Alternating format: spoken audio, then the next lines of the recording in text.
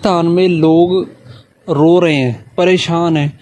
बहुत ज़्यादा शिकवे शिकायतें करते हैं, नाशुक्री का मुजाहरा करते हैं। जी काम नहीं है, ग्राहक नहीं है, लोग नहीं हमारे पास आ रहे, हमारी चीज़ें सेल नहीं हो रही, हम सुबह से लेकर शाम तक बैठे रहते हैं, हम जो है ना बिस्मिल्लाह नहीं करते, कोई ग्राहक नहीं आता, हमारी कुछ कमाई नहीं होती, हमारे खर्चे इतने हैं।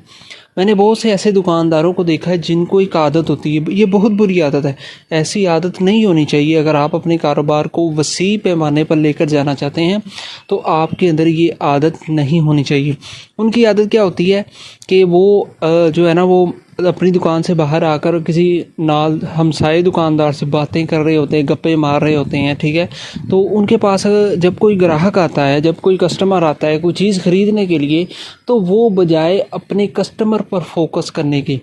अपने कस्टमर पर ध्यान देने के, अपने कस्टमर की बात सुनने की बजाय अपनी गप्पों में मसरूफ़ रहते हैं, अपनी बातें कर रहे होते हैं, इंजॉय कर रहे होते हैं कि यार अब वो दोनों आपस में एक दूसरे की से ऐसी ऐसी बातें कर रहे होते हैं कि उन्हें इस बात का ध्यान नहीं होता कि हमारा कस्टमर हमारी दुकान पर कुछ ख़रीदने के लिए खड़ा हुआ है।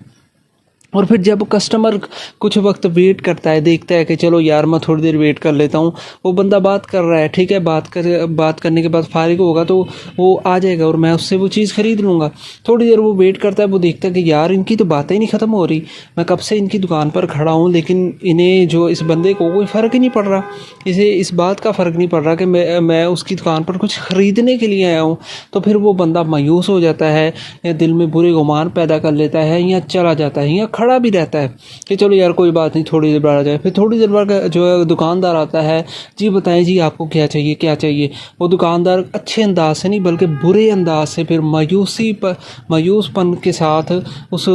दुकानदार से कहता है कि मुझे ये चीज़ दे दें, ठीक है ना। फिर दुकानदार उसे वो चीज़ दे देता है, वो कस्टमर चलाता है। ये हाल है हमारे बहुत से दुकानदारों का,